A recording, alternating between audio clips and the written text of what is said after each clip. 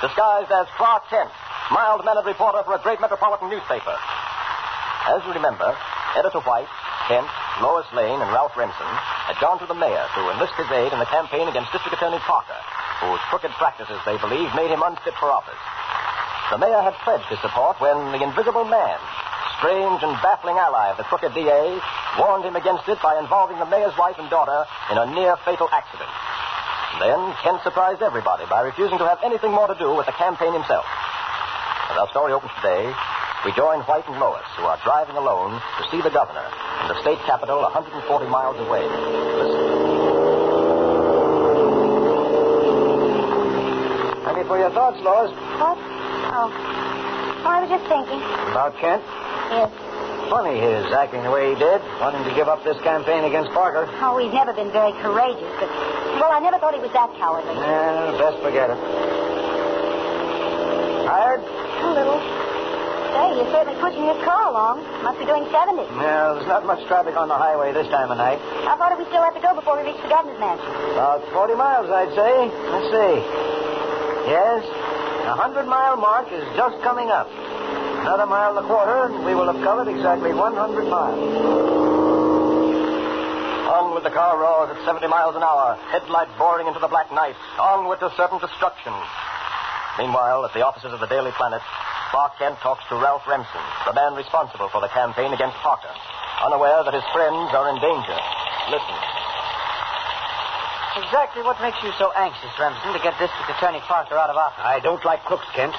And I don't like to see the people of this city cheated and hoodwinked. I don't like cowards either, Kent. Meaning what, Remsen? You know, Kent, there's something peculiar about you. What do you mean? Well, take what happened in the mayor's office this afternoon.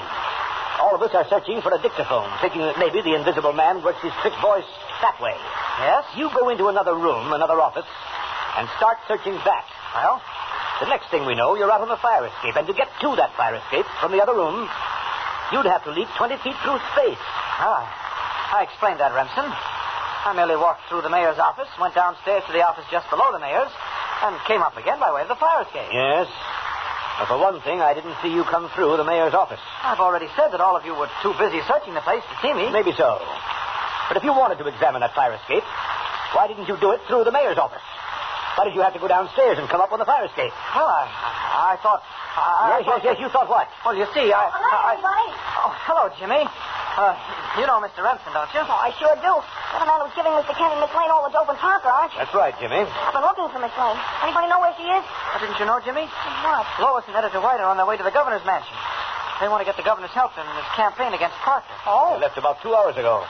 Ought to have covered the best part of the trip by this time, 100 miles at least. Why didn't you go with them, Mr. Kent? You and Miss Lane are working this case together, aren't you? Yes, that's right. Mr. Kent doesn't want to say so, Jimmy. But at the moment, he and your friends aren't getting along so well. You mean Lois and Mr. White are mad at you, Mr. Kent? Oh, in a way, yes. Well, why? What happened? Well, Mr. Kent wanted to give up the campaign to get rid of District Attorney Parker. It seems the Invisible Man is sort of getting on his nerves. I get this. That isn't true, is it, Mr. Kent? Well, Jimmy, I just don't see how we can do anything against an adversary you can't even see. Or to put it bluntly, Mr. Kent doesn't see why he should risk his neck. Now, that isn't true. Mr. Kent is the bravest man in the world. Now, when we were... Those are Mr. Kent's own words, Jimmy. Now, wait a minute, Remsen. I was just trying to look at things sensibly. You're trying to make me out a coward in front of Jimmy here. Well? It's called you a coward, Mr. Kent. You're not going to let him get away with it, are you? So long as I know it isn't true, Jimmy. You can't let a man call you a coward and not do something about it. Yes, why don't you do something about it, Kent? I've been itching to take a shot at you ever since you tried to get everybody to give up this campaign against Parker. If there's anything I detest, it's a coward. Fighting won't get us anywhere. You'd change your mind if I took a poke at you. See how you like this? Oh, my hand. My hand. You must have a jaw like I think steel. I've broken my hand. It hit you right in the butt, and it didn't seem to hurt you at all, but look at him. It must have been the way he hit me.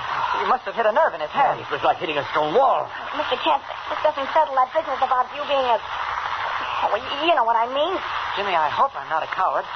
I'm not giving up this campaign against Parker because I'm afraid. And why are you giving it up? The answer to that, my friend, is very simple. What was that? Who said that? That's the voice of the Invisible Man, Jimmy. Huh? I'm sort of getting used to it now, but The you haven't. Invisible Man. Jimmy, you haven't met me before, and so naturally you're a little excited. How do you do, Jimmy? Hello. Oh, Michael. Kent, this question of whether you're a coward or not seems to be a difficult one. Frankly, I'm of the opinion that you are a coward. Maybe we ought to take a vote on it. I have little respect, Kent, for a man who will forsake his friends as you have done the minute danger begins to threaten. I don't see... What are you getting at? What do you mean when danger begins to threaten? Why, yes, Invisible. Exactly what did you mean by that? You're suffering from a case of nerves, gentlemen. I meant nothing special by what I said.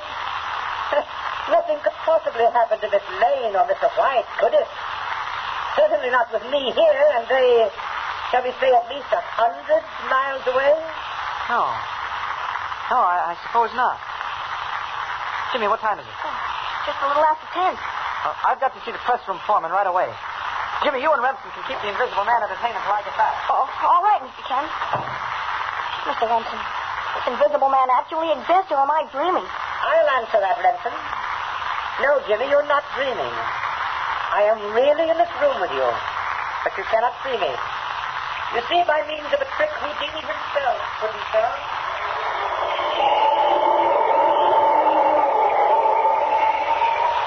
I may be wrong, but I'm afraid there was some implication in what the Invisible Man said about Lois and White being in danger. Just to be sure nothing happens to them, I'd better see if I can pick up their car. Now, there's the post road below me, like a silver snake in the moonlight. I don't see a car anywhere. Maybe the Invisible Man didn't mean anything at all by what... Wait. There are the headlights of a car. Far in the distance. Maybe White and Lois. I'd better pile on speed. Got a feeling the seconds may mean the difference between life and death.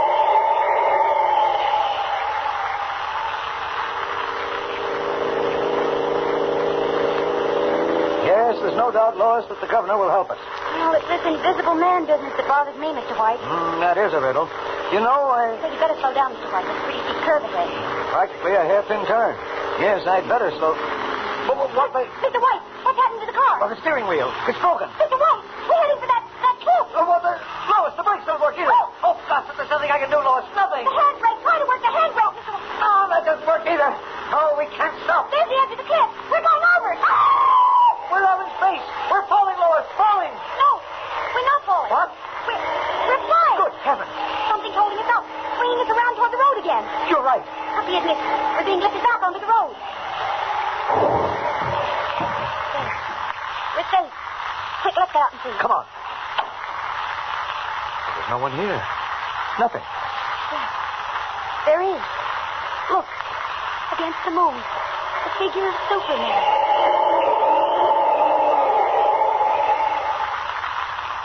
Mr. White, don't you think you ought to give Clark Kent another chance?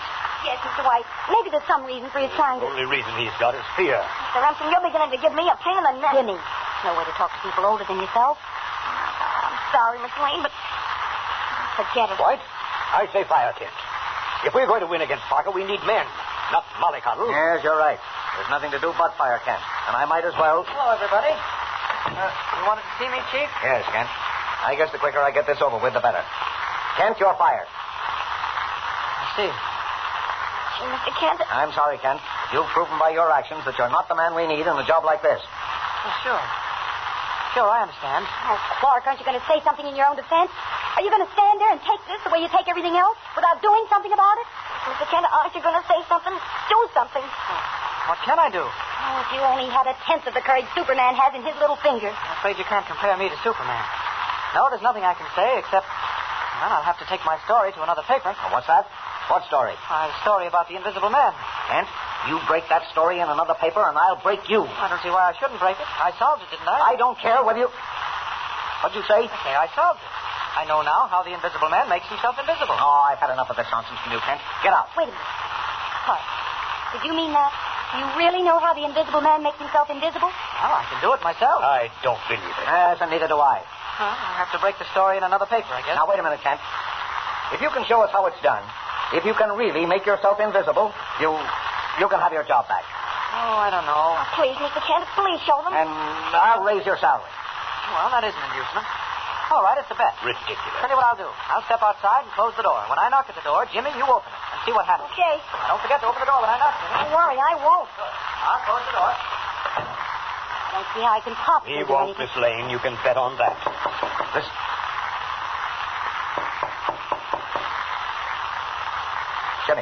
Jimmy, quickly, open that door. Well, open it. Oh, okay, Mr. White. But he's not here. Oh, of course he's not there. Just another trick. He knocked at the door and then skipped off down the corridor. You're wrong, Chief. I'm right here in this room with you. What? You can't see me. Because, well, you see, I'm invisible. I don't understand this. All right, Well, it looks as if Clark Kent has solved the mystery of the Invisible Man. Do you know how he did it? Well, then, be sure to listen in for the solution when we present our next episode with Superman.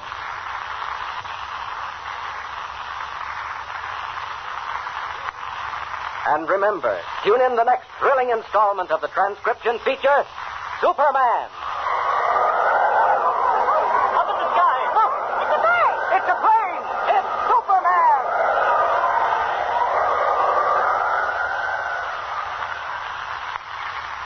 Superman is a copyrighted feature appearing in Action Comics magazine. Presenting the transcription feature, Superman. Look, it's a plane. It's a plane. It's Superman.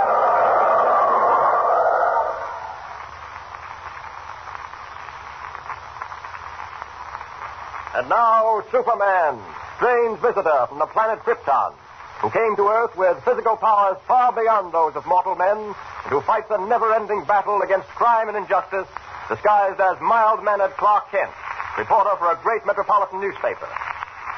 As you remember, Editor White, Kent, and Lois Lane, aided by Ralph Remsen, have been conducting a campaign against District Attorney Parker in an attempt to oust him from office because of his crooked practices.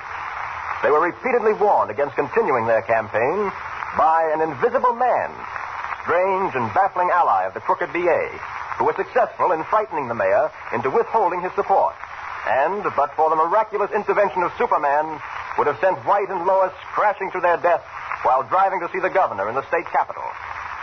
As our story opens today, we find them in Editor White's office, where Kent makes an astounding announcement. Listen. I say I've solved the mystery. I know how the Invisible Man makes himself invisible. I've had enough of this nonsense from you, Kent. Get out. You're fired. Wait a minute, Mr. White. Yes, Lois? Clark, did you mean what you said? Do you really know how the Invisible Man makes himself invisible? Well, I can do it myself. I don't believe it. You've got something there, Remsen. I don't believe it either. Kent, you'd have to be a Superman to solve a mystery like this one.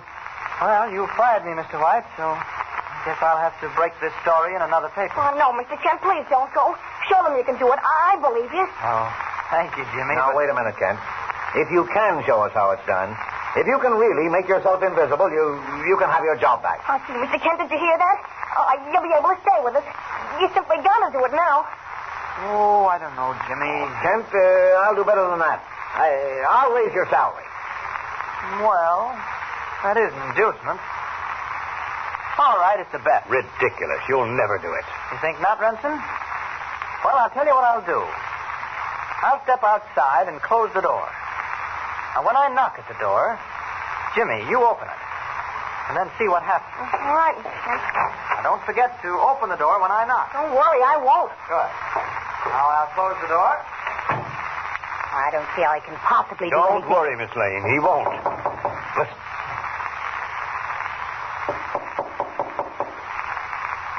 Jimmy, for heaven's sake, open that door. Well, open it. Okay, Mr. White. He's not here. Oh, of course he's not there. Just another trick. He knocked at the door and then skipped off down the corridor. You're wrong, Chief. What? I'm right here in the room with you. Why? But you can't see me because, well, you see, I'm invisible. Say what? I don't believe it. Superman himself couldn't do a thing like this.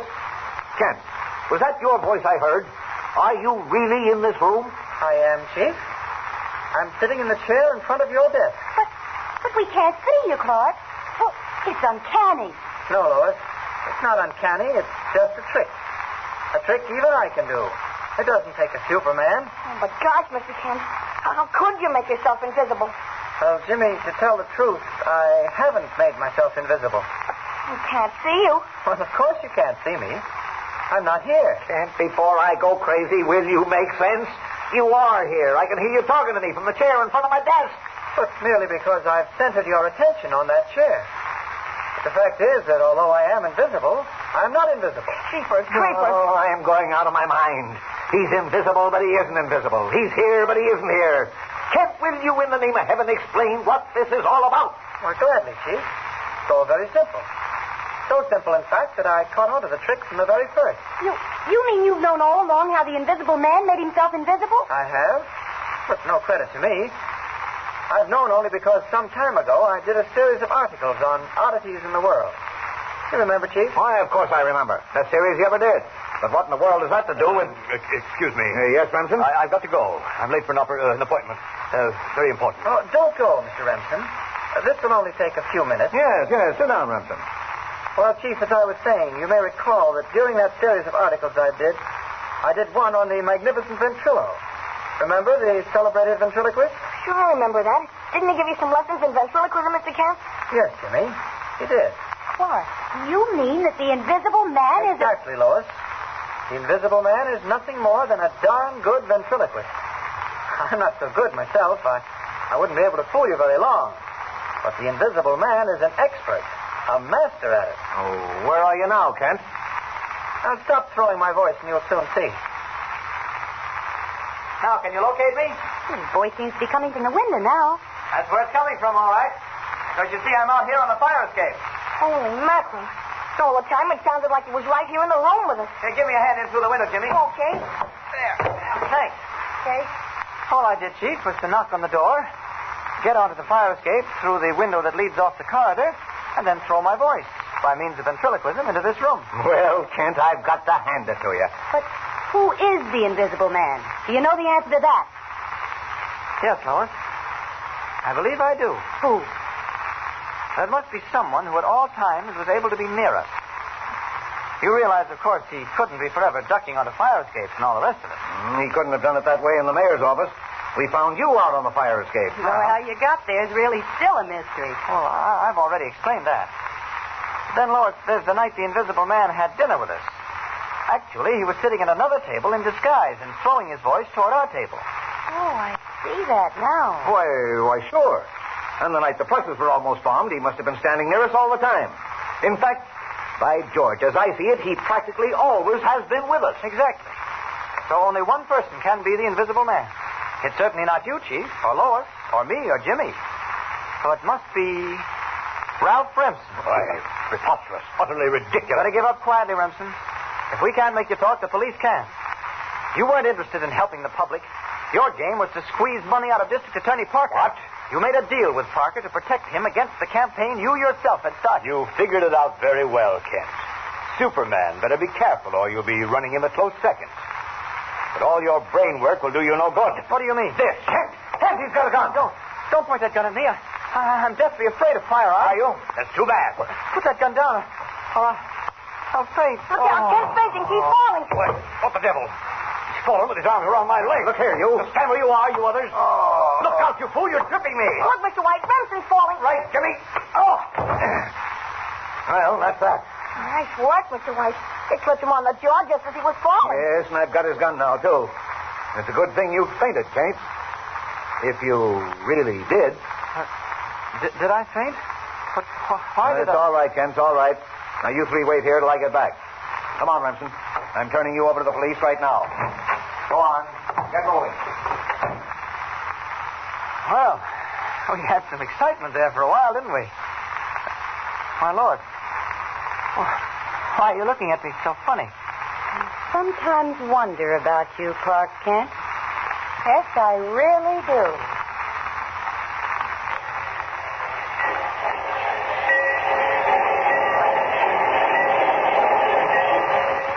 Hi there, Lois. Clark! Clark! Thought I'd never find you in this crowd. Mr. White told me to meet you down here at the Central Railroad Station. What's it all about? Oh, it's nothing much, Lois. Metropolis National Bank is moving a cargo of $5 million in gold from their vaults upstate to the bank here in the city. Oh, just another story, eh? Yeah, it's nothing exciting, I'm afraid. It's bringing the gold down in a specially constructed armored freight car. Burglar-proof and all that. Oh, I see. Well, $5 million is a lot of money. They're not taking any chances. Steve said something about there being a special guard of 5 men locked inside the car. Yes, after the guard got into the train, they sealed the doors. Oh, as I say, it's nothing important. White just wanted us to be on hand to cover the story, that's all. The train's due in a few minutes. Guess Mr. White wanted to put us on something quiet after all the excitement we've had. Excitement is right. What with the invisible man and you and White nearly getting killed in that car ride at Dead Man's Curve? Yeah, we certainly did. How did you know that? Oh, everybody knows about the accident you nearly had. Yeah, but I never said it happened at Dead Man's Curve. What? I didn't even know that was the name of the place. Oh, well, White. White mentioned it. That's how I knew. Oh. Well, I'm certainly glad the case of the invisible man's finished with. Yeah. I think both Remsen and Parker deserved what they got. Yep, 5 to 10 years for Remsen, 20 years for Parker. The grand jury didn't waste any time about it. Grand juries never do. Hey, the police are out in force today. Yes, they're not taking any chances with that freight car and the $5 million it's carrying. Several armored trucks drawn up the platform. Gee, there must be at least a dozen armed guards standing by. Hello, Kent. Lois. Oh. Covering that story? Yeah. You covering for the Globe, Joe? Yeah, it's quite a thing. $5 million in gold. The precautions they've taken. A special armored car designed particularly for bringing the gold here. Yeah, very exciting, I suppose. Hey, look. Here comes the train now. Yeah. Look at that line of freight cars. Yeah. Car carrying the gold is near the end of the line, I think. Fourth or fifth in the caboose. Well, we better... Presenting the transcription feature, Superman. Guys, look! It's a bird! It's a plane! It's Superman! And now, Superman, champion of the weak and the oppressed, who came to Earth from the planet Krypton, possessed of physical powers far beyond those of mortal men, and who fights a never-ending battle against crime and injustice, disguised as Clark Kent, mild-mannered reporter for the Daily Planet, a great metropolitan newspaper. As you remember, Kent and Lois Lane were faced with solving the baffling mystery of the disappearance of a special armored freight car bearing $5 million in gold to the Metropolis Bank. Kent, as Superman, flew along the route traveled by the freight car, but found no clues. Nothing but a large emerald that had apparently fallen out of someone's ring. Meanwhile, danger threatens Lois at the railroad terminal in Metropolis. As our story opens today, two tough characters who have been watching her as she questioned various railroad employees are plotting serious harm. Listen. Hey, Leslie. Oh, there you are, Crumb. Did you telephone the boss? Yeah, he says to get rid of those two reporters who've been asking questions of everybody. Gee, Crumb, I don't know. I don't see why we have to kill anybody just because they're asking questions. Well, the boss thinks people who ask too many questions now may find out some embarrassing answers later on. Oh. He believes in getting rid of them right away. Uh-huh. Hey, Yes. I just see the girl. What happened to the fellow who was with her? I left him in the crowd, Crumb. Well, we can pick him up later. What's she going to do with the girl? Well, I figured that out on my way over here. Yeah? Now, this is what we'll do. The 941 is due in on track 6 in just a few minutes. Uh-huh. Now, I'll manage to get the girl over to the platform at track 6. We'll stand there talking. You come up behind us. And just as the 941 comes in, you shove her in front of it. Get me? Yeah, I get you. When the 941 comes in, I shove her in front of it. Yeah.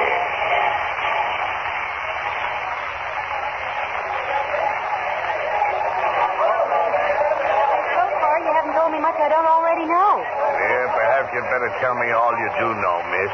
Then maybe I can tell you a few things you don't know. Well, I know that a freight car, specially armored and carrying 5 guards, vanished mysteriously on the way here from Bolton. Yeah, I know that. The car was carrying $5 million in gold for the Metropolis National Bank. Now, although that freight car was still attached to the train at Bolton, when the train arrived here this morning, the car had completely disappeared. What amazes me is... Oh, here comes the 941 now. Say, don't you think we're standing a little too close to the edge of the platform? We'd better step back. Oh, no, I don't think we're too close. Well, I think we'd better step back anyway. It always frightens me a little to be too close.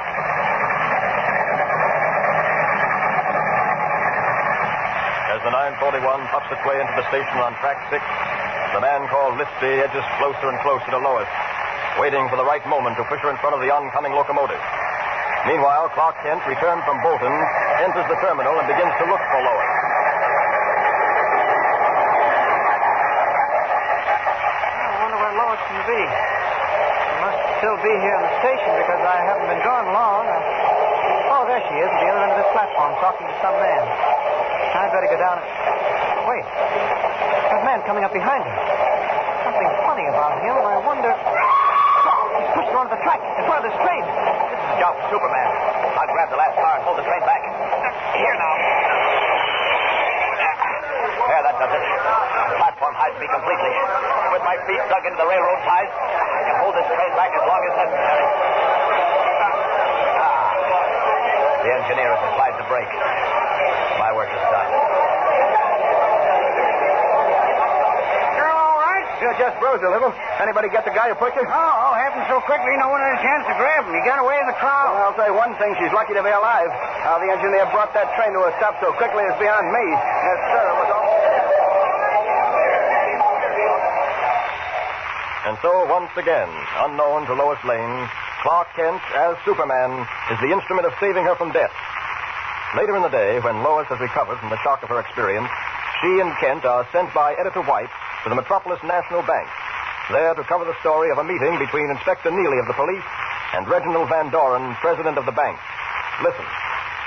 Please make yourself comfortable. Mr. Kent, you may sit here. Miss Lane over there. Inspector over here. Thank you. Inspector, you can well realize this has been the most harrowing day of my life. That freight car is not found and the $5 million recovered, this bank may have to close its doors. Well, the bank has reserves, hasn't it, Mr. Van Doren? Oh, yes, Mr. Kent. We have another $2 million. As a last resort, I may have to have that brought on here to cover my deposit. Mr. Van Doren, would you mind giving me all the details as to that gold shipment? The number of gold bricks, the numbers on them, and all the rest of it? Glad to, Inspector. My secretary, Mr. Fortune, has those figures. Fine. Yes, Mr. Van Doren? Fortune, bring in the figures on the gold shipment, please. Certainly, sir. My, that's an odd name, Mr. Fortune. Quite appropriate for the secretary of a bank. It is that. Yes, sir. Fortune's been with me many years. Invaluable man. As a matter of fact, I presented him not long ago with a sort of token of the bank's esteem and gratitude for his years of service. Oh, did you? Yes, a rather unusual ring containing one of the largest emeralds I've ever seen. A large emerald? Yes. You seem interested, Mr. Kent. I'll ask Fortune to show it to you. Here he is now. The figures you wanted, Mr. Van Doren. Thank you. Oh, Fortune, I see you're not wearing your ring. One the bank gave you some time ago. No, sir, Mr. Kent here wanted to see it. He's interested in precious stones. Do you have it with you? No, sir, I haven't. You usually wear it all the time. What is it? Mr. Van Doren, I was hoping I wouldn't have to tell you. The truth is, sir, I've lost the emerald. You what? Yes, sir. Must have worked loose in the ring and fallen out. And I'm going to put an ad in the paper, sir. I don't think that will be necessary, Mr. Fortune. What's that, sir? This must be the emerald you lost. Why, Clark, where did you get that beautiful emerald? I picked it up at the railroad terminal this morning. You must have been down at the terminal, Fortune. Yes, I was. Are you sure of that, Fortune? I thought you told me you'd spent the morning here at the office. Well, I did, except for a short time. I went down to see the shipment come in. Mr. Kent, I don't know how to thank you. Oh, glad to be able to return it to you. You're sure you found it at the terminal, Mr. Kent? Could you have lost it anywhere else? Why, no, I don't think it. You asked that question in a sort of peculiar way, Mr. Kent. Not at all, Mr. Fortune. I just thought I'd ask.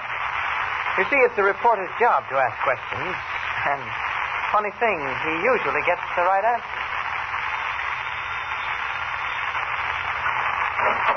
Yes? Who is it? It's me, Leslie Fortune. Oh. I've got to talk to the boss right away. Okay, come in. I'll take you right up. What's wrong? I think someone's onto me. A reporter named Clark Kent. Kent? That guy again? You know him? Yeah. Me and Crum is down at the terminal this morning. We decide Kent and the dame that's with him are asking too many questions. So we make up our minds to bump them off. Well? Well, we pushed the dame in front of a train. And all of a sudden, the whole train stopped like somebody was holding it back. It was amazing. The engineer must have applied his brakes hard. What about the man, Kent? Well, that's funny, Fortune. He never even showed up. Well, come on, let's go in. I'll signal the boss if you want to talk to him. Yes? Fortune is here, boss. He wants to talk to you. Fortune, I'm glad you've come. I wanted to compliment you on today's work. Had it not been for the information with which you supplied us, we could never have succeeded today in making that freight car vanish. I still don't know how you did it. But that isn't what I've come to talk about. Oh? You remember that emerald ring of mine? Very well. Well, I lost the emerald out of it. I had a feeling I lost it the other day when I was doing that job you wanted done out along the railroad track. Between here and Bolton, yes. Well, a certain reporter named Clark Kent produced the emerald today in Van Doren's office. He said he found it in the railroad terminal. But I know he didn't because I haven't been near the terminal. And you think Kent suspects you, huh? Yeah. Very well. We must rid ourselves of Mr. Kent. Watch him and the girl closely. The moment you find them in a place where they intend to remain for, let us say, half an hour or more, let me know immediately. I shall see that they are taken care of. Okay, boss.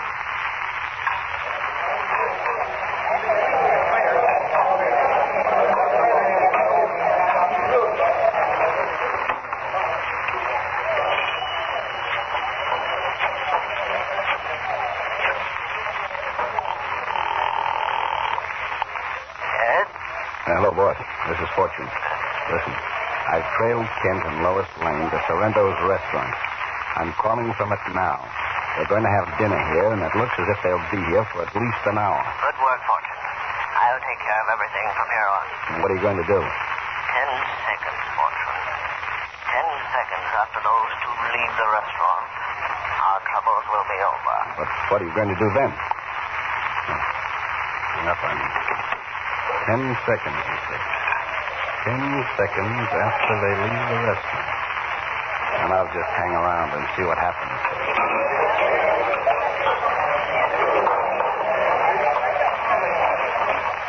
Frankly, Clark, I don't see why you can't leave this entire mystery to the police. You're not a detective, you know. Well, you don't have to keep throwing it up to me, Lois. No harm trying to solve the darn thing. Are you finished? Mm-hmm. Well, then what do you say to taking in a movie, huh? Oh, that's a swell idea. Take our minds off disappearing freight cars and such anyway. Okay, then let's go. I'll pay the check and be right with you. Waiter. They're leaving now. 10 seconds after they step through that door to the street, it'll be all over. 10 seconds, and Mr. Kent will never bother us again. Well, you all set, Lois? Hey, wait a minute. Quite a gale blowing outside. I'd better wear this fur piece instead of carrying it. All right. Here, let me help you. There. Thank you. All right, let's go. Taxi, sir? Taxi? No thanks. We'll walk. 10 seconds. Yes, 10 seconds, the boss said.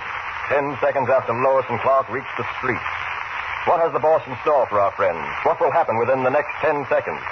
And by the way, have you solved the mystery of the vanished freight car? Then be sure to hear the next episode of our story with Superman. And remember, tune in the next thrilling installment of the transcription feature, Superman. Up in the sky, look! It's a bird! It's a plane! It's Superman!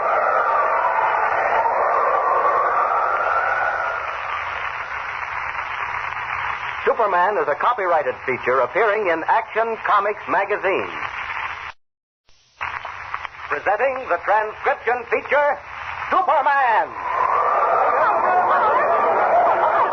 Look! It's a bird! It's a plane! It's Superman!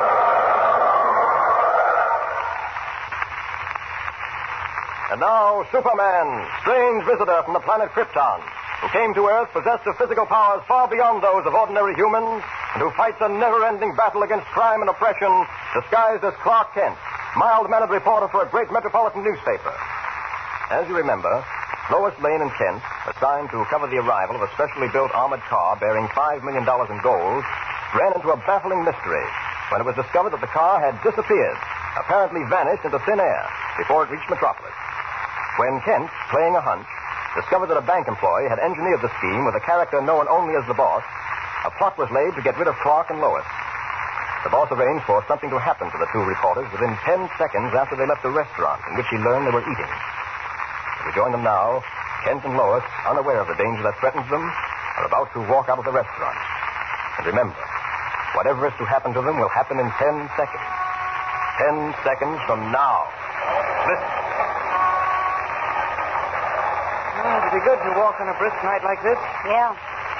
You know, Clark, the more I think about that freight car vanishing along with $5 million in gold, well, the more confused I become. Confused is hardly the word. How a specially armored car with a crew of men inside it could possibly disappear without a trace? Look out! That truck, Lois! Quick, look out!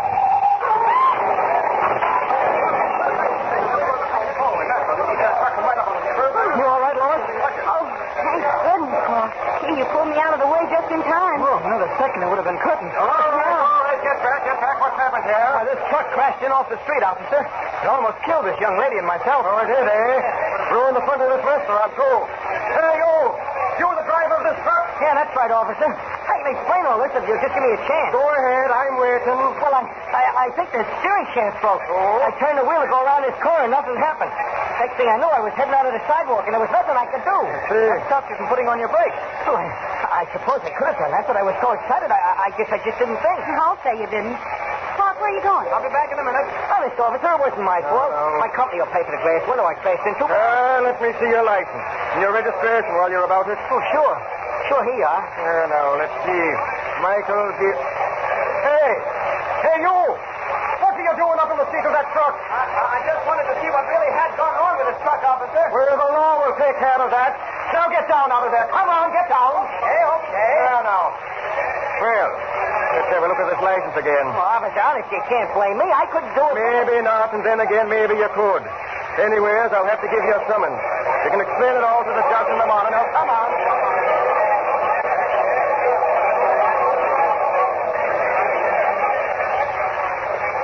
Come on, Lois. Let's get out of here. I don't want to be held as a witness. Gracious, Clark. You're stronger than I thought you were. Huh? When you pulled me out of the way of that truck, your grip felt like steel. Oh, you just imagined that in the excitement of the moment. I guess you're right. Heavens, we're lucky to come out of this accident alive. That was no accident, Lois. What? I got up into the seat of that truck to find out whether or not that steering gear actually was broken. It wasn't. You mean the steering gear was all right? Of course it was. I've never yet heard of the steering gear of a truck breaking without being subjected to some unusual strain. They don't make them that way. Then that was an attempt on our lives. Exactly. Now I know why our friend Fortune, Secretary to Van Doren of the Metropolis National Bank, was following us tonight. Fortune was following us? Yes, I didn't say anything because I didn't want to upset you. Fortune must have been keeping an eye on us, Lois. The minute we entered Sorrento's restaurant, he relayed word of our presence there to someone else. Yes, but who? That I can't tell yet. When we do find out who it was, we'll have the solution to this whole mystery. But, Clark, why didn't you tell that cop back there that the steering wheel was all right? Why didn't you have the truck driver arrested? Oh, it wouldn't have done any good. The truck driver is merely a tool, and I don't think he'd talk. Now, Fortune... What about Fortune? Well, Fortune is our answer to this entire problem, Lois. I think you'll agree that he must be mixed up in this mess somewhere. There's no doubt of it. All right, then. The thing to do is get hold of Fortune and force him to talk. He can lead us to the real head, the real brain behind this mystery. Why, I'll bet anything that once we get Fortune to talk, we'll find the answers to how that freight car disappeared, where it disappeared, and where the $5 million is now located. Sounds reasonable enough. Now, how do we get hold of Fortune? Well, only through the bank, I'm afraid. And that's closed now. We'll have to wait till tomorrow morning. And then what? Then we'll pay a call on Mr. Van Doren, president of the bank, explain to him our suspicions about Fortune, and then put Fortune on the pan. And you think you can make Mr. Fortune talk? No, but I imagine Mr. Van Doren can. I knew it couldn't be true. True? What are you talking about, Lois? I thought for a moment you were beginning to develop some backbone. Sorry, my mistake. A few hours later, in the hideout of the boss, matters begin to take another turn. Listen. This is Westby, boss. Can you hear me? Yes, Lisby, did you get the truck driver? Yes, I got him all right. The boys have him outside. Tell them to bring him in. Okay. Bring him in, boys. Honest, it wasn't my fault. I did my best, but that guy Clark Kent told me. Come Shut up. Shut up. All right, boss. You who drove the truck. Your name is Michael, is it not? Oh, that's right, boss. Honest, it wasn't my fault, boss. Whisper here told me exactly what you wanted done, and I did. Please. You must forgive me, Michael, but I am not interested in excuses. The men who work for me must be thoroughly efficient. When I give an order, I must be able to feel that that order will be carried out to the letter. I can no longer depend on you, Michael, and so must leave our happy little family. You're firing me? Yes, Michael, you're fired. I know what that means. It don't just mean I can walk through that door and then I'm through it.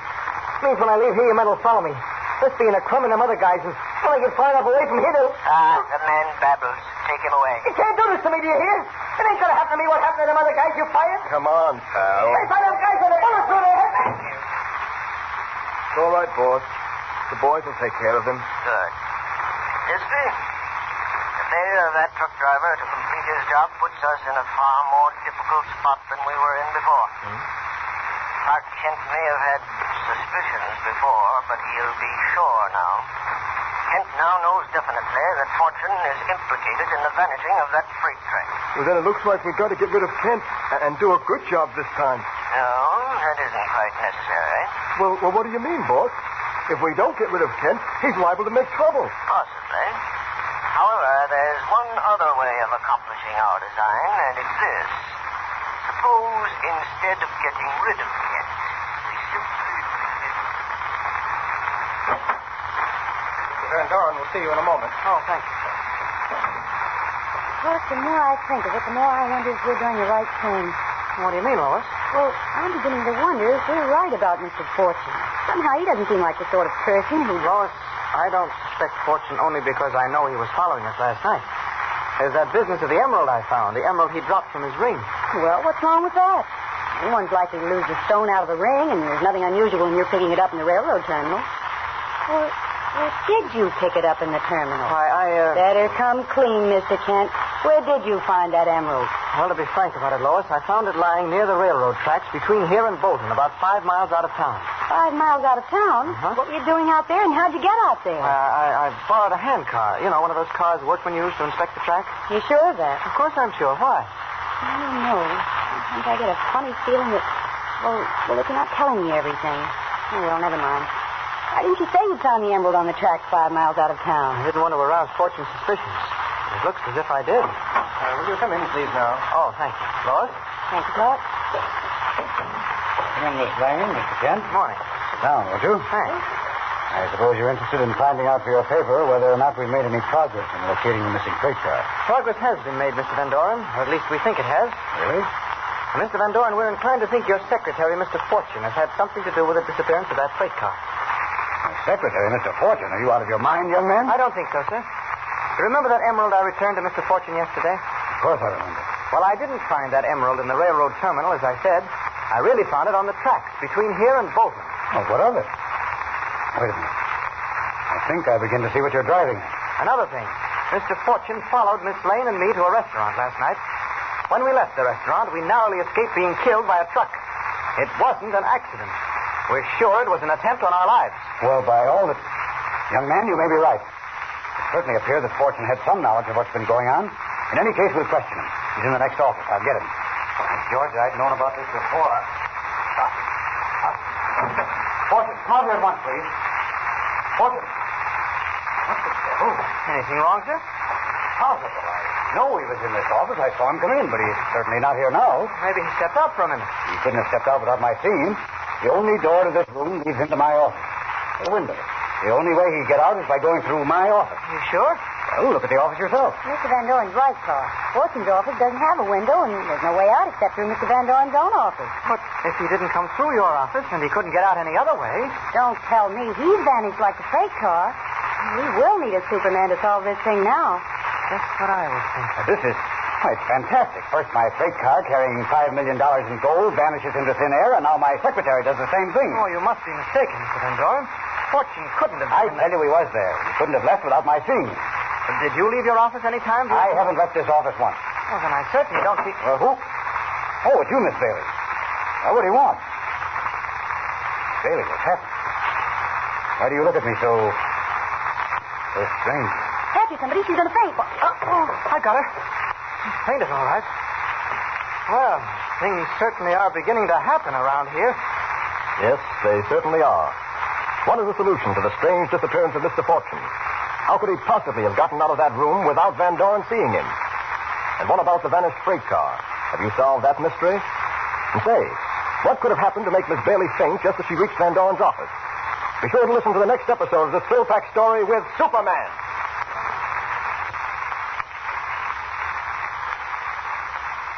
And remember, tune in the next thrilling installment of the transcription feature, Superman. Up in the sky, look! It's a plane! It's a plane! It's Superman!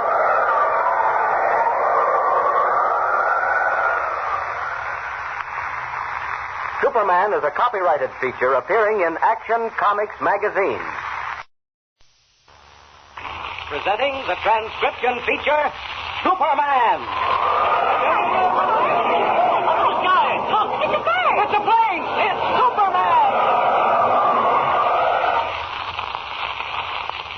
And now, Superman, strange visitor from the planet Krypton, who came to Earth with physical powers far beyond those of mortal men, and who fights a never-ending battle against crime and injustice, disguised as Clark Kent, mild-mannered reporter for a great metropolitan newspaper. Superman, in the guise of Clark Kent, has become involved in a thrilling and baffling mystery, which threatens to put even his courage and intelligence to their greatest test. A cargo of $5 million in gold was being brought to the Metropolis National Bank in a specially armored freight car. The gold car itself was one of a line of about 100 other freight cars. When the train arrived in the Metropolis Railroad Terminal, the car carrying the gold had completely vanished. Yet the train had made no stops anywhere along the line. Clark Kent and Lois Lane, working on the mystery for their newspaper, the Daily Planet, decided that a certain Mr. Fortune, secretary to the president of the Metropolis National Bank, was the real culprit. When we last saw them, Kent and Lois had gone to see Mr. Van Doren, president of the bank, and told him their suspicions. The president stepped into Mr. Fortune's office to talk to him, and a strange thing happened. We'll have Fortune in here and talk to him. If he knows anything about how that freight car vanished and where the $5 million in gold went to, we'll soon know about it. Mr. Fortune, can you come here, please? Mr. Fortune. Anything wrong, Mr. Van Doren? Oh, simply couldn't happen. What couldn't happen, Mr. Van Doren? Mr. Fortune's not here, Miss Lane. He's not in his office. Oh, maybe he stepped out for a minute. He couldn't have done that without my seeing him. I can't follow you, Mr. Van Doren. Well, there's only one way to get into or get out of Mr. Fortune's office, and that's through my own office. Here, have a look for yourself. Seems to be about right. Fortune's office has no window and no other door. To come in or go out, he would have to come through your office here. Mr. Kent, he's not here, and I saw him come in 10 minutes ago. You actually saw Fortune come through your office and go into his own 10 minutes ago? That's right. He said good morning to me as he went in. And you're sure you didn't see him come out? Positive, Miss Lane. I haven't left my own office in the past half hour. Fortune could not have gotten out of this office without my seeing him. Well, if he couldn't get out, he must still be here. Let's have a look in that closet. I'm trying to think that's where we'll find him. But, Mr. Kent, what on earth could he be doing in that closet? Well, I can't answer that, but he must be in that closet. There's no other place he could hide. Well, you must be right, of course. Stand back. I'll open the door. I don't think I want to look. Well, we'll soon know. Not here. There's nothing inside this closet.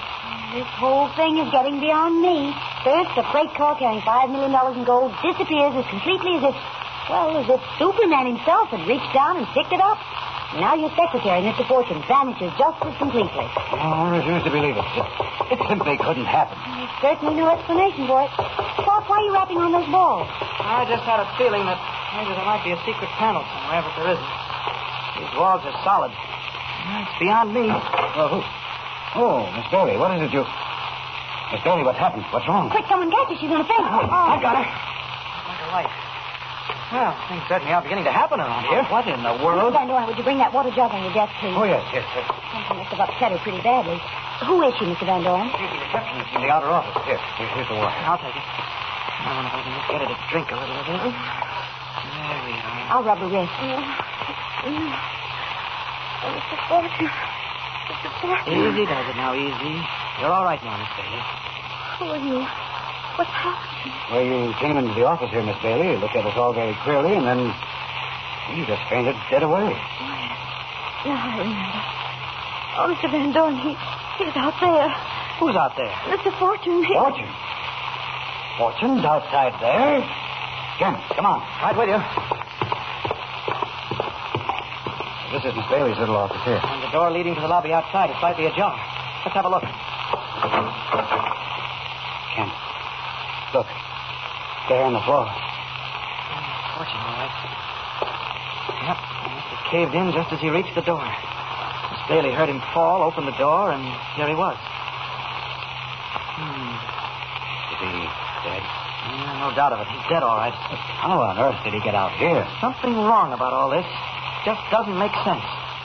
Are you sure? You're going to ask me again if I'm certain he came through my office this morning to get to his own. I tell you he did. I'm sorry you've got to take my word for it, but you must believe me. Let's try to get this straight. Mr. Fortune comes through your office about 20 minutes ago and goes into his own. Now, the only way of getting to his office is through yours. And that's the only way he can get out again. Right. You saw that for yourself. You were in your office all the time, and you didn't see him come out again. He didn't come out. I'll swear to that. Well, then how did he get out here? And how was he murdered? If we could answer those questions, Kent, we'd have the solution to this whole case.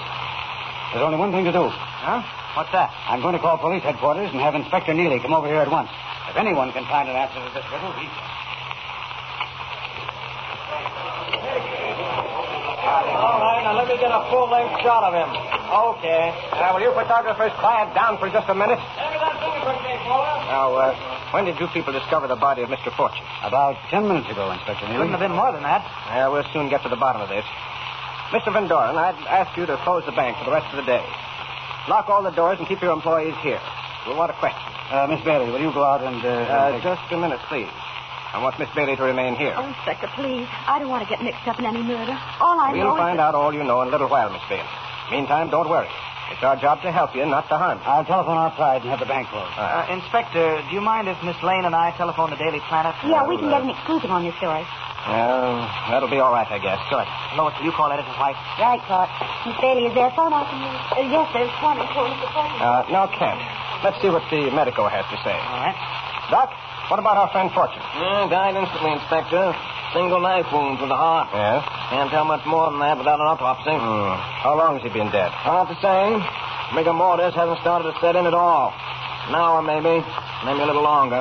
Well, according to the story I get, he must have died during the last 40 minutes. Does that check? Check's all right. Good.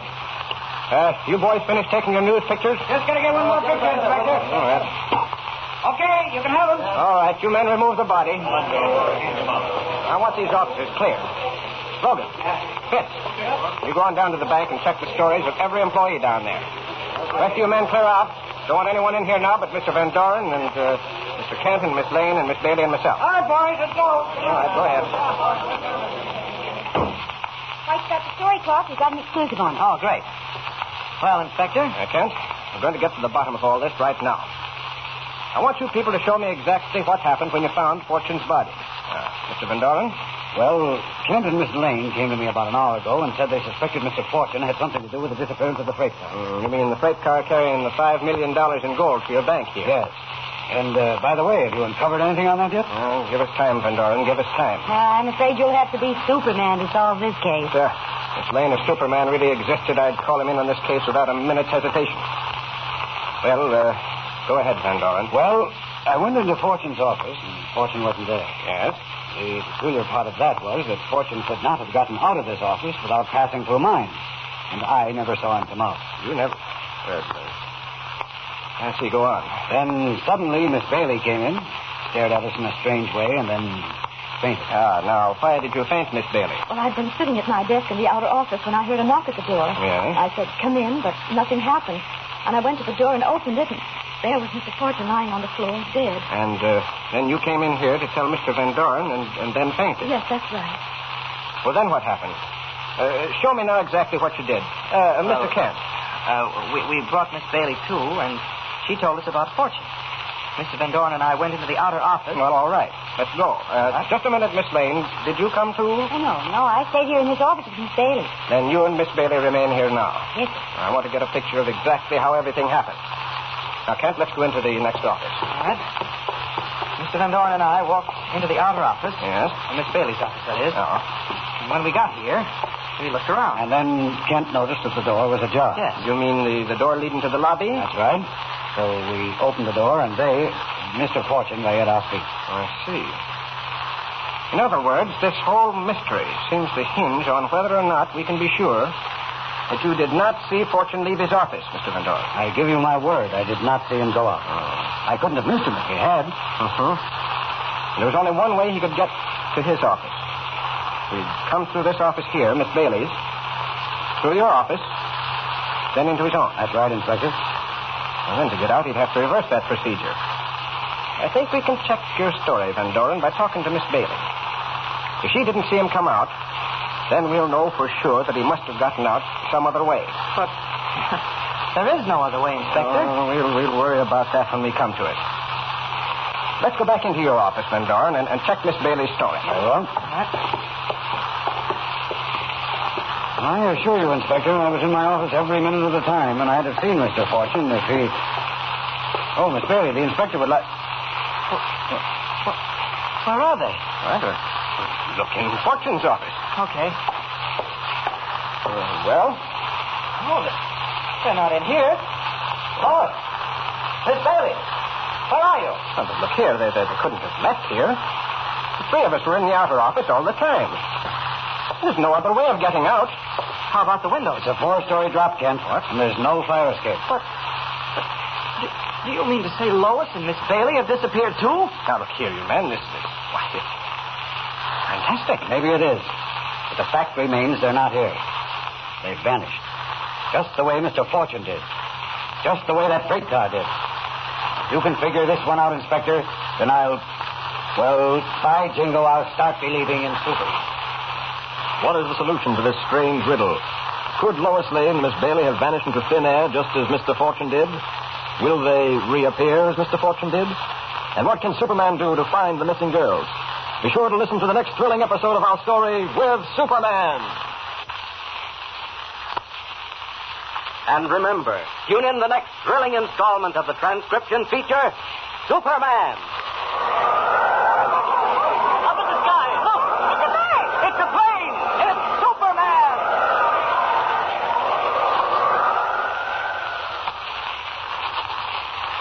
Superman is a copyrighted feature appearing in Action Comics magazine. Presenting the transcription feature, Superman. It's a plane! It's a plane! It's Superman! And now, Superman, strange visitor from the planet Krypton, who came to Earth with physical powers far beyond those of mortal men, and who fights a never-ending battle against crime and injustice, disguised as Clark Kent, mild-mannered reporter for a great metropolitan newspaper. Mystery and adventure fill the life of Superman these days, for he is now involved in one of the most baffling riddles of his career. In our last episode, we heard how he and Lois went to see Van Doren, president of the Metropolis National Bank, and told him they believed his secretary, Mr. Fortune, was responsible for the vanishing of a special freight car carrying $5 million of the bank's money. Van Doren went into Mr. Fortune's office and found that the secretary had disappeared also. Then, the oddest thing of all, Mr. Fortune's body was found outside the office of Miss Bailey, Van Doren's receptionist. But the mystery had only begun. Inspector Neely was called. And as he was investigating the case, a very strange thing happened. This whole mystery, Mr. Van Doren, seems to hinge on whether or not we can be sure you did not see Mr. Fortune leave his office. I did not see him go out. I couldn't have missed seeing him if he had, Inspector Neely. Well, you can check your story, Van Doren, by talking to Miss Bailey. To get out, he'd have to come through her office here. If she didn't see him come out, then we'll know for sure that he must have got out some other way. But there is no other way, Inspector. Well, we'll worry about that when we come to it. Let's go back into your office, Van Doren, and check Miss Bailey's story. Very well. But I assure you, Inspector, I was in my office every minute of the time, and I'd have seen Mr. Fortune if he... Oh, Miss Bailey, the inspector would let... Where are they? Look in Fortune's office. Okay. Oh, they're not in here. Lois, Miss Bailey, where are you? Well, they couldn't have left here. The three of us were in the outer office all the time, and there's no other way of getting out. How about the windows? It's a 4-story drop, Kent, and there's no fire escape. But do you mean to say Lois and Miss Bailey have disappeared, too? Right. Fantastic. Well, maybe it is. But the fact remains they're not here. They've vanished just the way Mr. Fortune did, just the way that freight car did. Now, if you can figure this one out, Inspector, then I'll... Well, by jingo, I'll start believing in Superman. I'm beginning to think this may be a job for Superman. Oh, stop talking nonsense, Kent, and let's try to figure this thing out. I'm beginning to think I'm going crazy. What with freight cars and people vanishing all over the place? Well, whoever's behind all this, we can be pretty sure he's a mastermind. Let's have a look at those windows, Van Doren. All right. Well, no fire escape, just as you say. They certainly couldn't have dropped 4 stories to the yard below. Kent, do you suppose... Kent? Now he's not here. Yet he was standing behind us only 30 seconds ago. I'm going crazy. There's no doubt of it. Now I'm going stark raving mad. Now, take it easy, Van Doren. Those 3 people must be around here somewhere. Lois Lane, Miss Bailey, and Kent. Kent, I imagine, just stepped out for a minute. Let's go and see. Kent! Why, Kent? Oh, Kent! Inspector Neely said Lois and Miss Bailey couldn't have fallen 4 stories to the street below. And then if they're not in the office, there's only one place they could have gone. And that's up 1 story to the roof above. I'll just go up these steps leading to the roof and have a look around. No, it doesn't seem... Wait. 3 men out there on the roof. And Miss Bailey. What? They're carrying Lois to the next room. Lois is unconscious. This is a job for Superman. You, all of you, stand where you are. Don't move. Who is this guy? It looks like he's going to a masquerade or something. Well, whoever he is, I'm getting out of Get here. out of the next group, Billy. Make your getaway. I said stand where you are and don't move. Yeah? Well, roll this one off your chin, big boy. Oh, no. Okay. Best way to handle you so is to knock your heads together. There. Now to catch the Bailey woman before she gets off that other roof. After her, quick. Up, and away. Stay away from me. I've got a gun. I'll shoot. Put down that gun. They don't hurt you. Why don't you fall down? You're not human. You're not... Oh. Ain't it again. This time I don't think she's faking it. Hello. There come Neely and Van Doren. Must have heard the commotion on the roof and the shots. I'd better get out of here. Up.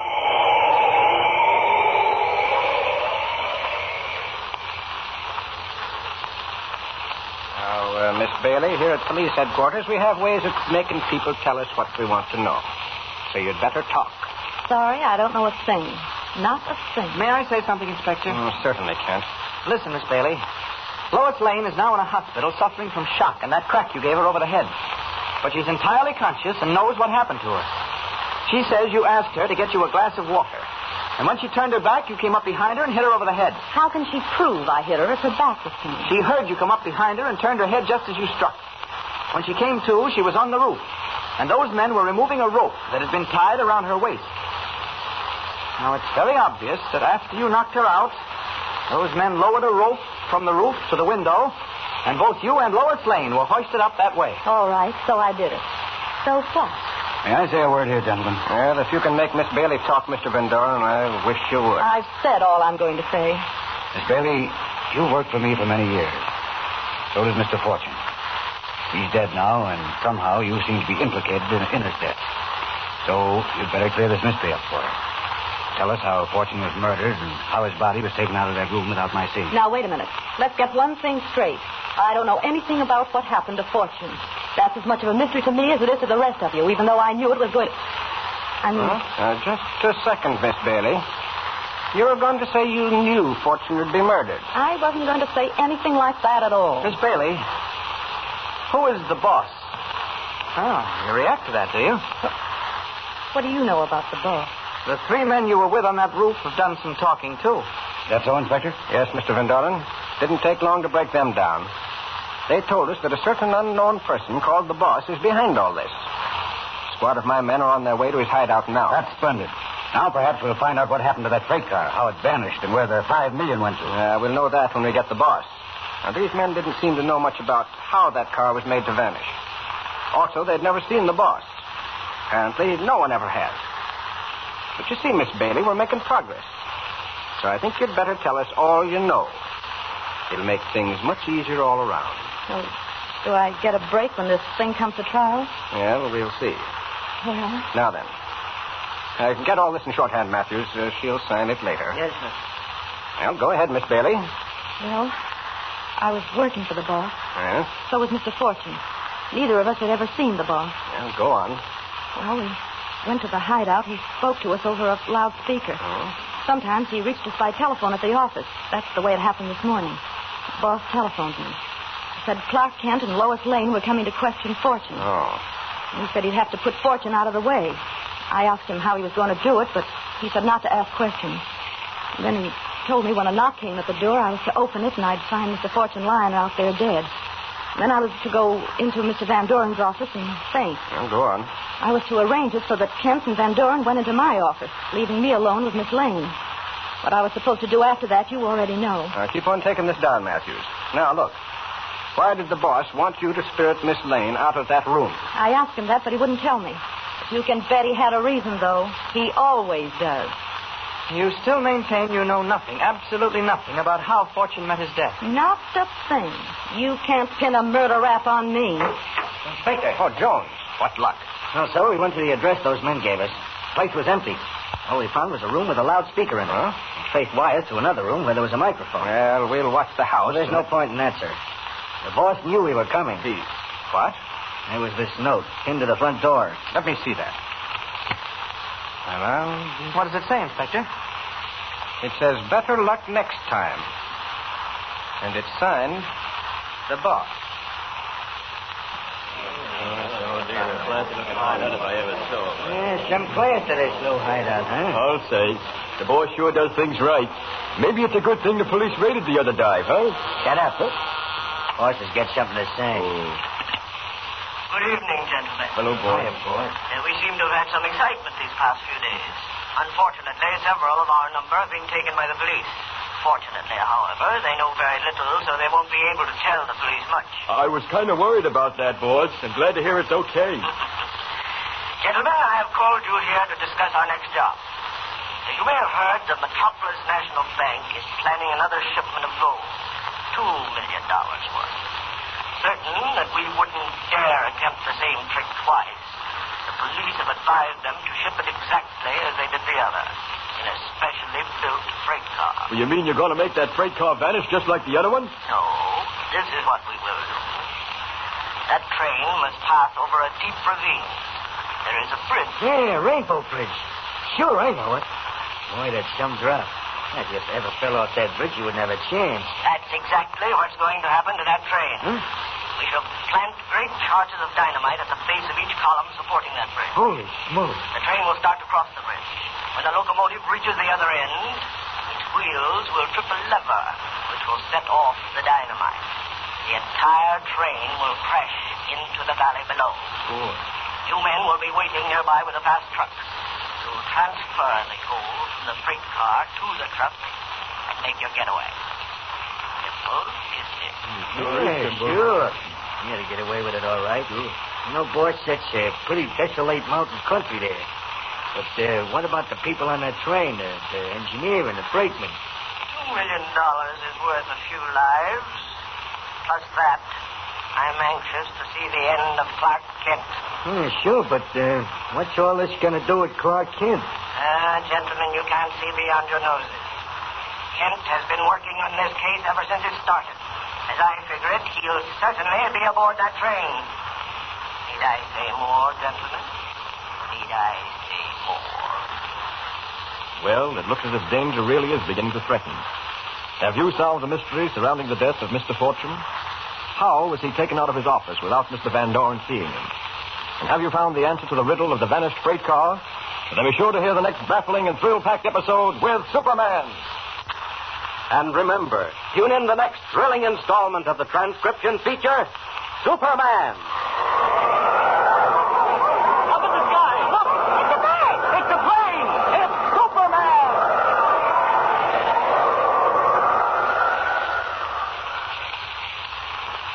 Superman is a copyrighted feature appearing in Action Comics magazine. Presenting the transcription feature, Superman. Look! It's a bird! It's a plane! It's Superman!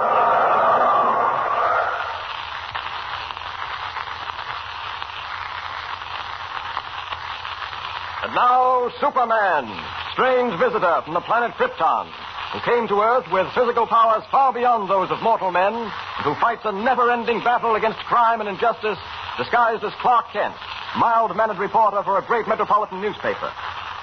The mystery Superman is trying to solve, the mystery concerning the strange disappearance of a freight car carrying $5 million in gold, is rapidly drawing to a close. As our last episode ended, we heard how Mr. Van Doren, president of the Metropolis National Bank, planned to move another $2 million in gold from a distant city to cover part of the $5 million that had vanished. We also heard how the boss, mastermind behind the vanishing of the freight car, schemed to blow up Rainbow Bridge, over which the train must pass, and make off with the gold shipment once again. Our scene is now the city room at the Daily Planet. Clark Kent is talking with Jimmy Olsen. Listen. Well, it doesn't seem possible, Mr. Kent. The freight car carrying $5 million was attached to the train when the train reached Bolton. That's right, Jimmy. Yet when the train arrived at Metropolis, the freight car was missing. And the train didn't stop between Bolton and Metropolis. Right? I don't see how it could have been done. You'd have to be Superman to figure that one out. Yes, I dare say you would. Well, as sure as the case. What with Miss Lane being stopped over the head and everything. Oh, I went to see her in the hospital today. She's feeling okay again. Yes, I know. I went up to see her myself. Now, there's something funny about Mr. Fortune, I mean. The only way he can get her out of his office is by going through Mr. Van Doren. Mr. Van Doren sees him come in, but doesn't see him go out. That's right. And yet, when we went into Fortune's office, he was gone. Completely vanished. Just like the freight car. Then, a few minutes later, in comes this Miss Bailey and faints. She tells you Fortune's outside. When they go outside, there he is dead. How did he get there? Oh, I'll get it. Hello? Oh, yes, Mr. White, he's right here. Where? Oh, okay, sir, I'll tell him. Hey, Mr. Canty, it's Mr. White. Yeah? He's calling from the hospital where Miss Lane is. Okay, give me the phone, Jimmy. Here. Hello, Chief. Yes. How is she? Oh, fine. What's that? Another shipment of $2 million? From where? Hawthorne. I see. Catch a plane? Yes. Sure, okay. All right, but I don't think anything will happen this time. No, that's true. You can't be sure. Okay, I'll get a plane this afternoon and ride the train back to A Metropolis. plane trip? Gee, could I go, Mr. Kent? Yeah. Try and get me to go, too, huh? Sure, Chief, but... Oh, please, Mr. Kent, try to wangle it, huh? Wait, Jimmy, wait a minute. Yes, Chief. Oh. Yes, okay. Oh, gee, What? Mr. Kent, ask him, huh? Tell him What you is need me along or something. Okay, Chief, I'll do that. Oh. By the way, what are the chances of taking Jimmy Olsen with me? Well, I could use somebody to help out with things. I can't do everything, you know. Different when Lois is along, but... What's he say, Mr. Kent? I see. Okay, Chief. Well, goodbye. What's he say, huh? Can I go, Mr. Kent? Can I? Jimmy, I'm afraid it's just impossible to leave you behind. You mean I can go? On a plane and everything? That's right. Yippee! Hey, Ken, strangle that kid, will you? How can a guy work? Take it easy, Jimmy. Huh? There's lots to do. We'll have to catch the 3:30 plane for Hawthorne. Oh, jeepers, I almost forgot. Why are we going? A fine newspaper man you're going to be. Well, here's the story. Van Doren of the Metropolis National Bank is having another shipment of gold sent through from Hawthorne. Yeah? $2 million worth. And we've got to go to Hawthorne by plane and then come back by train, just to be on the train in case anything breaks. Boy, oh boy, is this going to be exciting. Well, I wouldn't get too excited about it. I don't think anything will happen this time. Why not? Well, for one thing, I don't believe the boss would try the same scheme twice. For another, I doubt whether he'll have the opportunity with the police hot on his trail. Yeah, but gee, riding an airplane. And you won't even get that if you don't scoot home and get some things packed. I'll meet you at the airport at 3:25. I'll call up now and reserve seats on the plane. Tickets will be waiting for us in the office when we get there. Boy, I'm on my way. See you at the airport, Mr. Kent. Kind of knocks my plans into a cocked. I wanted to have another look at those tracks between Bolton and Metropolis. Got a theory as to how that freight car vanished. Now I've got to go to Hawthorne. I wonder... Why, sure. I could send Jimmy on by plane and then meet him at the train later. I'll do that. I can leave a message for him at the airport ticket office. Reporter, take my bag. Passengers for 3:30 plane assemble at gate 6, please. Passengers for 3:30 plane assemble at gate...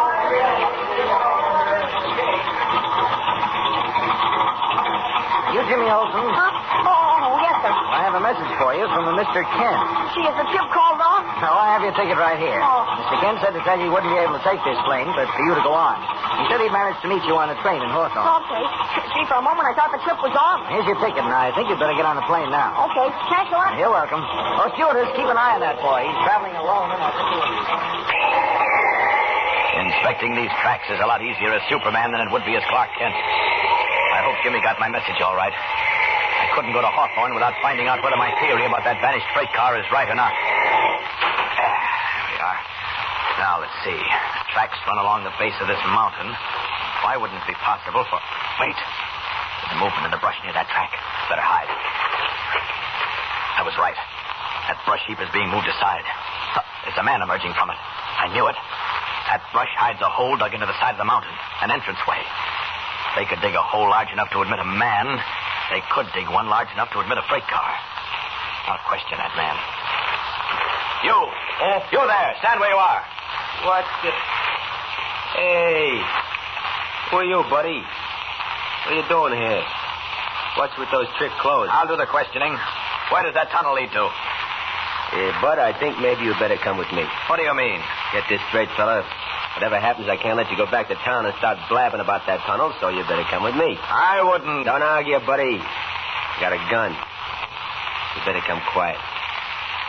All right. I'll come with you. That's the way to talk. Step into the tunnel. Very well. Where does this tunnel lead to? You'll find out. Keep moving. Wow, this is the strangest thing I've ever seen. Take a good look. You ain't going to see it again. You don't mean you're going to... Just keep moving. Just keep moving. Okay, here we are. Now just wait till I open this door. Hey, you guys. Hey, look what I brought you.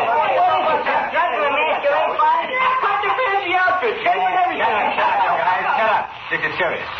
Where'd you get this guy, Muggsy? I found him walking along the tracks outside the mountain. Yeah? What were you doing this far out of town on the railroad tracks? Come on, pal, talk. Is that a freight car? Yeah, that's a freight car, all right. What are you doing outside? I'm more interested in knowing what you men are doing inside this mountain. That's a shortwave radio apparatus over that corner, isn't it? I'll ask a question, pal. You answer him. This is so amazing. Yeah? Why, it's like a huge cave in here. A huge cave inside a mountain. Yeah. Anyone riding in a train on the tracks outside would never suspect it. And what's that freight car doing in here? It doesn't look like an ordinary freight car. And that shortwave sending and receiving apparatus. You don't understand it. And we ain't explaining it to you. Okay, buddy. I don't know what you was doing outside or how you got there. All I know is you got to get rid of it. Muggsy. Yeah, what's he going to do? Just stand where you are and keep looking at me. What? Now, listen. Hey, why, Muggsy, what did you do? Did you see it? Just did. I come up behind. I hit him over the head with the iron bar. And he's lying. Hey, look at that iron bar. Better too. I see all you men are starting to produce guns. Let me advise you, they'll do you no good. We'll see about that. Let him have it on, Joe. No, boy.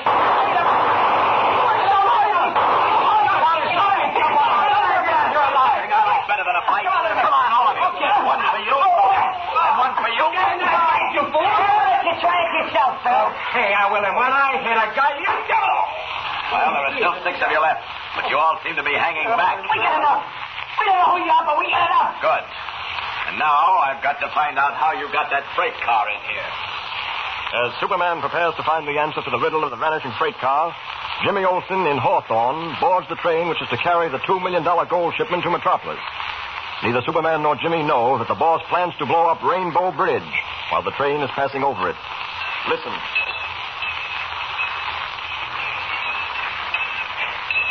Hey, kid. What you doing standing here beside this caboose? Oh, I'm looking for Mr. Kent. Clark Kent. Oh, Clark Kent of the Metropolis Daily Planet? That's right. He's supposed to meet me on the train here. I arrived a little while ago by plane. Well, then you must be Jimmy Olsen. That's right. Editor White of the Daily Planet wired the dispatcher that you two would be along. And we was to let you ride in the caboose or the engine cab if you wanted to. Your friend Kent ain't arrived yet. Oh, then I'll wait. No, you won't. This train is starting right now. But it wasn't supposed to start till 6 o'clock.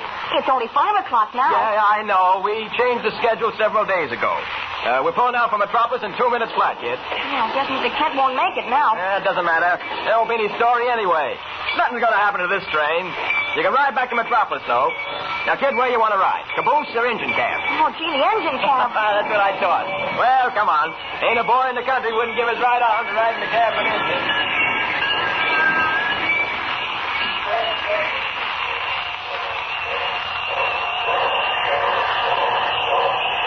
Say there, Charlie. Yeah, what is it? I got a boy here's going to ride to Metropolis with you.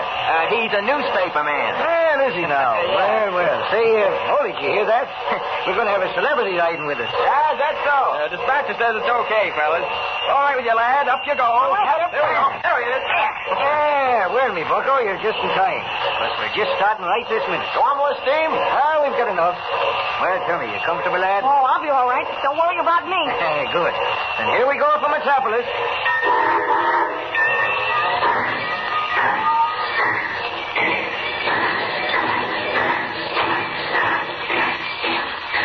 Unknown to Superman, the train carrying the cargo of gold and Jimmy Olsen starts on its trip an hour earlier. We know, though Superman does not, that the Rainbow Bridge will be blown up as the train passes over it. What will happen? Be sure to hear the conclusion of this exciting story with Superman. And remember, tune in the next thrilling installment of the transcription feature, Superman. Up in the sky! Look! It's a plane! It's a plane! It's Superman!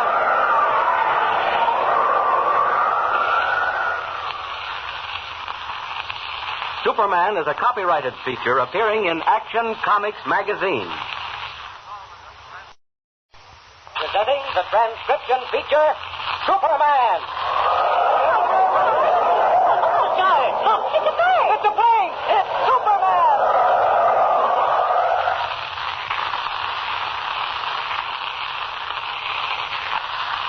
And now, Superman, champion of the weak and the oppressed, who came to Earth from the planet Krypton with physical powers far beyond those of mortal men, and who fights a never-ending battle against crime and injustice, disguised as Clark Kent, mild-mannered reporter for a large metropolitan newspaper.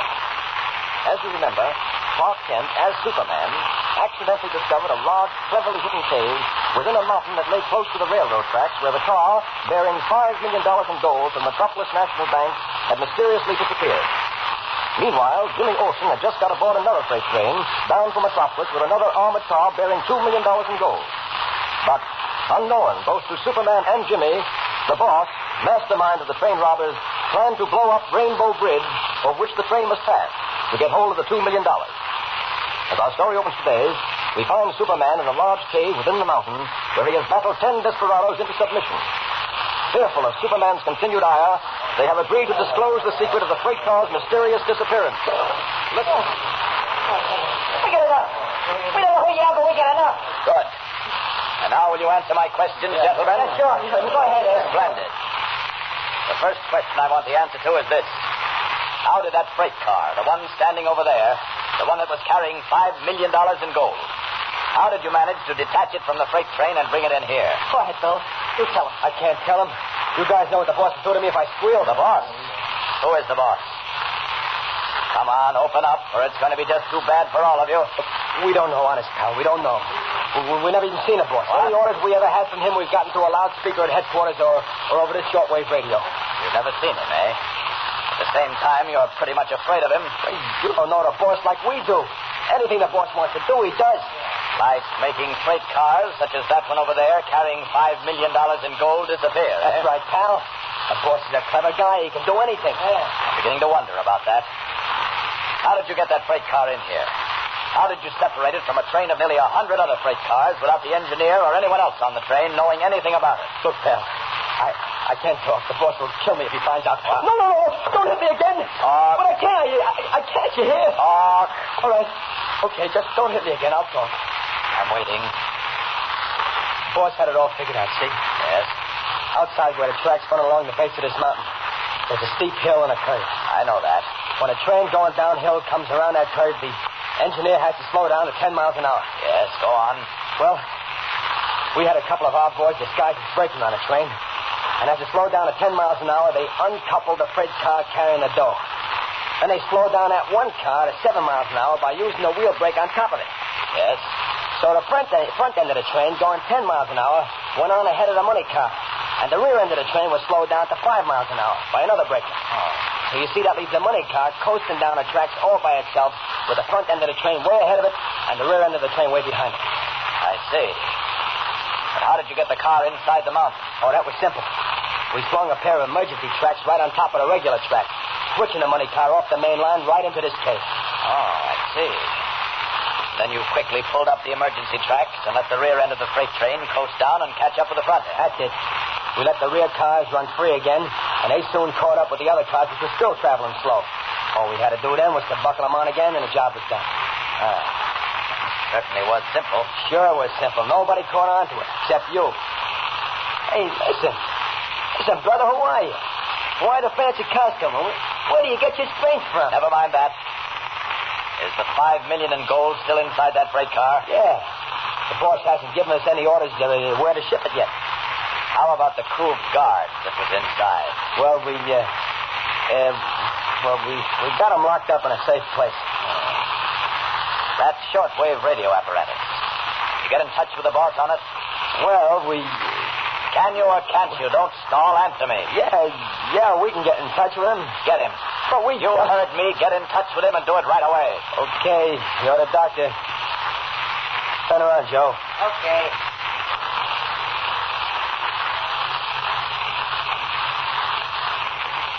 I'll start sending a signal. QX4 calling QXW. QX4 calling QXW. QX4 calling QXW. QXW answering Entering QX4. Come in, QX4. This is Bill speaking, boss. Yes, Bill, what is it? Nothing has gone wrong at Rainbow Bridge, I trust. Rainbow Bridge. What do you mean by that? Go on, question him. You know what I want. Well, why, what could go wrong at Rainbow Bridge, boss? Nothing that I know of, but there must be some reason for your call. What do you want, Bill? Tell him to come here at once. Tell him you've simply got to see him. He'll never come. He'll expose himself by coming here. No one has ever seen him. Bill, why don't you answer me? Tell him to come here, quick.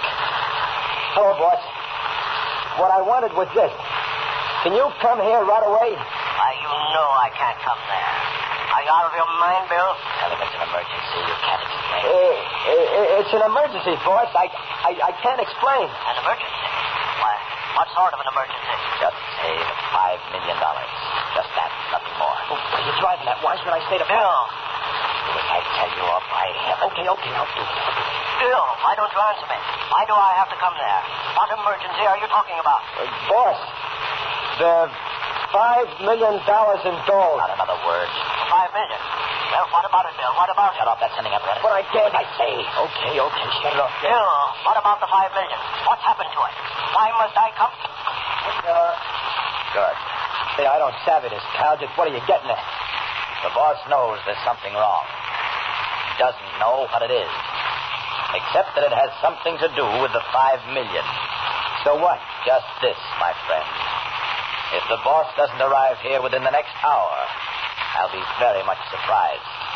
He'll be so worried about that $5 million he won't be able to wait. What, he'll kill me if he finds out what I've done?